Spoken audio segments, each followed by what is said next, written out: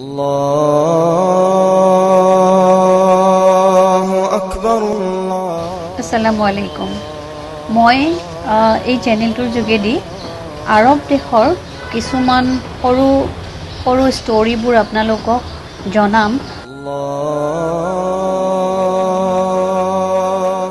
কেনেকৈ সূৰাবোৰ নাজিল হ'ল, কেনেকৈ আৰব দেশৰ কিছুমান ষ্টৰি আছে, কাহিনীবোৰ যিবোৰ আমাৰ নিউ জেনেৰেশ্যনৰ চিলড্ৰেনবোৰে এইবোৰ সাধু আকাৰে শুনিব পাৰিব আৰু এটা সময়ত গৈ হজ বা উমৰাহত যেতিয়া ফিজিকেলি সিহঁতে যাব তেতিয়া এইবোৰ নলেজ বাঢ়িব। আৰু এতিয়াও আমাৰ যিবোৰ নজনা আমাৰ হাজিবোৰ আছে আৰব দেশত যোৱাৰ আগতে মোৰ ভিডিঅ'ৰ থ্ৰু দি তেওঁলোকৰ নলেজ গেইন হ'ব আৰু তাতে গৈ পেলাই প্ৰেক্টিকেলি চালে আপোনালোকৰ বহুত ভাল লাগিব। তো মই আজি এটা সৰু চৰাইৰ বিষয়ে আপোনালোকক ক'ম। চৰাইটোৰ নাম হৈছে আবাবিল চৰাই, আবাবিল বাৰ্ড বুলি কয় ইংলিছত। তো সেই চৰাইটো দেখিবলৈ একেবাৰে আমাৰ ঘনচিৰিকাটোৰ দৰে আৰু মুখখনো তেনেকুৱা, ঠোঁটটো অকণমানি শ্বাৰ্প থাকে তেওঁলোকৰ। তো সেই চৰাইটো কেনেকৈ মক্কাৰ কাবা শ্বৰীফ বা কাবা ঘৰটো ৰক্ষা কৰিছিলে তাৰে এটা সৰু সাধু মই জনাম এইটো চেনেলৰ যোগেদি। কিং য়ামানৰ ৰজা আছিলে আব্ৰাহা, তাতে হাফচিবিলাকৰ ঠাই আছিলে।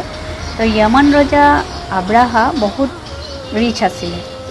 তেওঁ যেতিয়া দেখিলে মক্কাৰ কাবা ঘৰত বহুত মানুহে তাৱাফ কৰিব আহে, তেওঁ ভাবিলে তাতকৈ ভাল তেওঁ আছিল খ্ৰীষ্টান ধৰ্মী লোক।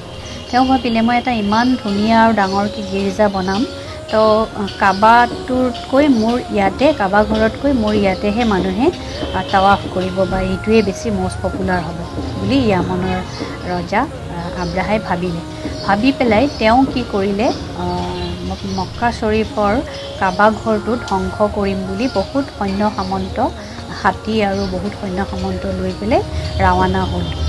আৰু তাতে গৈ পেলাই তেওঁ মক্কাৰ কাবা ঘৰটো ভাঙিব খুজিছিলে বা সৈন্য সামন্ত লৈ পেলাই যুদ্ধ কৰিব খুজিছিলে। ঠিক সেইখিনি সময়তে তেওঁৰ যিবোৰ হাতী লৈ গৈছিলে যুদ্ধ কৰিবলৈ, সেই হাতীবোৰ কাবা ঘৰ ওচৰ পাওঁতেই হাতীবোৰে আৰু নচলা হৈ গ'ল। তেওঁলোকে হাতীবোৰে কি কৰিলে, শুই গ'ল, মাটিতে শুই গ'ল, যে তেওঁৰ আগ নাবাঢ়ে কাবাৰ ফালে। তো ইয়াৰ মাজত বহুত দীঘলীয়াকৈ কাহিনীটো আছে, মই এতিয়া আজি শ্বৰ্টকৈ কৈছোঁ। আৰু সেই হাতীবোৰ শুই যোৱাৰ কাৰণে আব্ৰাহা ৰজাই মানে আৰু আগুৱাব পৰা নাছিলে। তথাপিও তেওঁৰ সৈন্য সামন্ত যদিও আগুৱাই গৈছিলে কাবা ঘৰ ভাঙিবলৈ বা নষ্ট কৰিবলৈ, সেইখিনি সময়ত আল্লাহ তাআলাই ওপৰৰ পৰা এই আবাবিল যিটো চৰাই পাখি, সেই চৰাই পাখি আবাবিল পাখিয়ে কি কৰিছে, থাউজেণ্ডছ অফ মানে আবাবিল পাখি একেলগে 3টা কংকৰ মানে পাথৰ লৈ পেলাই তেওঁলোকে কাবা শ্বৰীফটো কেনেকৈ ৰক্ষা কৰিলে, মুখত এটা পাথৰ আৰু তেওঁলোকৰ ভৰি দুখনত চৰাইবিলাকে 3টাকৈ পাথৰ ওপৰৰ পৰা থ্ৰ' কৰিলে। থ্ৰ' কৰাৰ পিছত তেওঁৰ যিবোৰ আব্ৰাহা ৰজাৰ সৈন্য সামন্ত আছিলে, চৰাইবিলাকৰ পৰা যিটো পাথৰ তিনিকণীয়া মানে অলপ শ্বাৰ্প পাথৰবোৰ ওপৰৰ পৰা পৰিল, শিল বৰষুণৰ দৰে শিলগুটিবোৰ পৰিল। লগে লগে আব্ৰাহা ৰজাৰ যিমান সৈন্য সামন্ত আছিলে তেওঁলোকৰ বডিত পৰাৰ লগে লগে পাথৰবোৰ তেওঁলোকৰ গাৰ মাংসবোৰ পচি পেলাই একদম মানে লেৰেলি পেৰেলি হৈ চব সৈন্য সামন্ত মাটিত শুই গ'ল আৰু লাহে লাহে চব সৈন্য সামন্ত যুদ্ধ কৰিব নোৱাৰা হৈ গ'ল, চব ডেড হৈ গ'ল। ডেড হোৱাৰ পিছত আমাৰ কাবা শ্বৰীফটো ৰক্ষা পৰিল আৰু তেনেকেই আব্ৰাহা কিং য়ামানে তাৰ পৰা গুচি যাব লগা হ'ল। এইটো হৈছে আবাবিল যিটো চৰাই আছে, আবাবিল চৰাই। এতিয়াও মক্কা নগৰীত আপুনি যেতিয়া যায় অলপ মন কৰিব, ওপৰৰ ফালে চাই দিব, সৰু সৰু চৰাই সেইটো ওপৰতে ঘূৰি থাকে, সৰু সৰু চৰাই আবাবিল চৰাইবোৰে ঘূৰি থাকে।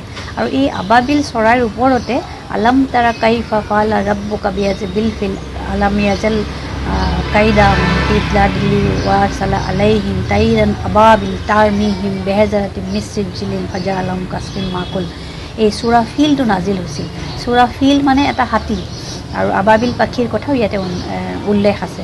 তো এইটোৱে হৈছে সূৰা ফিল নাজিল হোৱা আৰু কাবা শ্বৰীফ ৰক্ষাটো কেনেকৈ চৰাইৰ পৰা ৰক্ষা পৰিল, সেইকাৰণে আবাবিল আজিও মক্কা শ্বৰীফত দেখিবলৈ পোৱা যায়।